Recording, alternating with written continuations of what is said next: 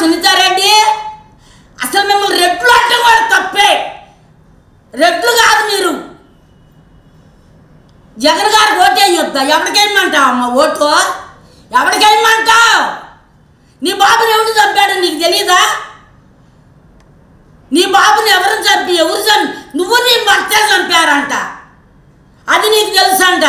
మీకు ఆస్తి గొడవలు ఉండి నువ్వు నీ మొగుడే చంపి వాళ్ళ మీద ఏళ్ళ మీద పొడుస్తున్నావు. నువ్వు తెలుగుగలదాన్ని అనుకున్నా. మూతి ఇట్లా పెట్టుకుని మాట్లాడుతున్నావు, వంకర మూతి పెట్టుకుని. నీ మూతి ఎక్క చూస్తేనే చిరాకు పుడుతుంది. జగన్ గారు ఓటు వేయొద్దు. జగన్ గారు ఓటు వేయకి ఎవరికి వేయమంట? ఏ ప్లాట్ఫామ్ నా కొడుకు వేయమంటావు?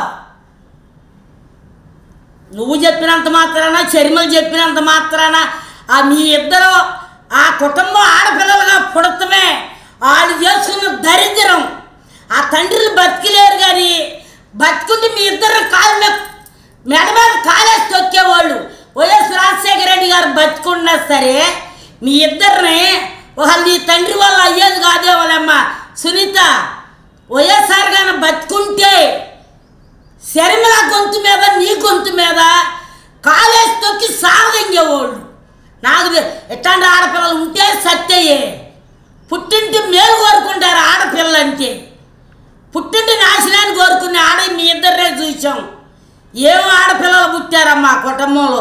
ఆ కుటుంబం ఏం పాపం చేసుకుంటే పుట్టారో మీలాంటి వాళ్ళు.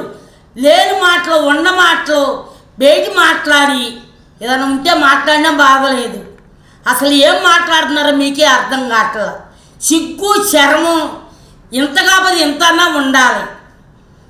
నేను తెలంగాణ కోడల్ని, నన్ను తెలంగాణలో ఇచ్చారు. తెలంగాణ జనం ఎంత ఏడుస్తున్నారో శర్మిల పేరు మీద తెలుసుద్ది. శర్మిలకి ఎంతమంది ఆస్తిలు అమ్ముకుని ఏడుస్తున్నారో. రేపు పవన్ కళ్యాణ్తో కూడా అదే జరుగుద్ది. పవన్ కళ్యాణ్ని నమ్ముకున్న వాళ్ళు అందరూ కూడా నెత్తి మీద ముసుకేసుకోవాలి. శర్మిలాన్ని నమ్ముకున్న వాళ్ళు వేసుకున్నారు చెంగు. నిన్ను నమ్ముకున్న వాళ్ళు కూడా చెంగేసుకోవాలి. గుర్తుపెట్టుకోండి బాగా. మా జగన్మోహన్ రెడ్డి గారు ఆ టైప్ కాదు.